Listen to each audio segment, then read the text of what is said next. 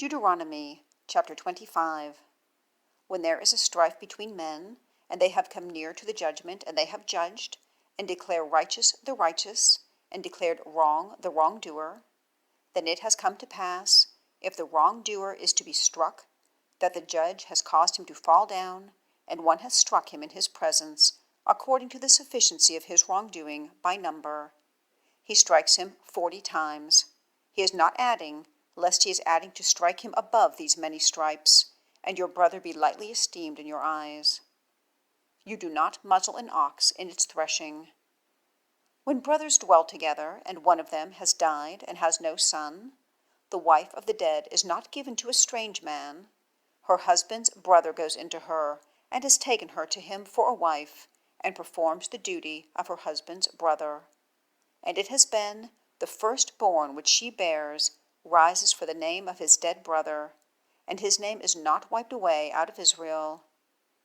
And if the man does not delight to take his brother's wife, then his brother's wife has gone up to the gate to the elderly and said, My husband's brother is refusing to raise up a name for his brother in Israel. He has not been willing to perform the duty of my husband's brother. And the elderly of his city have called for him, and have spoken to him, and he has stood and said, I have no desire to take her.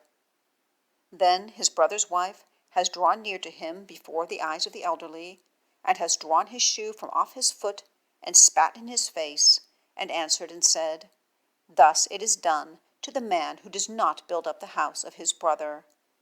And his name has been called in Israel, the house of him whose shoe is drawn off. When men strive together with one another, and the wife of one has drawn near to deliver her husband out of the hand of his striker, and has put forth her hand, and laid hold on his private parts, then you have cut off her hand. Your eye does not spare. You do not have both a great stone and a small stone in your bag. You do not have a great ephah and a small ephah in your house. You have a complete and just stone, and you have a complete and just ephah, so that they prolong your days on the ground which your God YHWH is giving to you. For anyone doing these things, anyone doing iniquity, is an abomination to your God YHWH.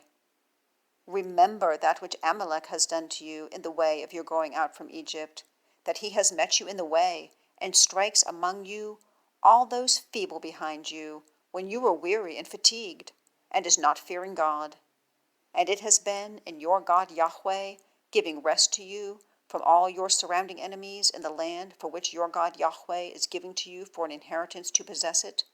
You blot out the remembrance of Amalek from under the heavens. You do not forget.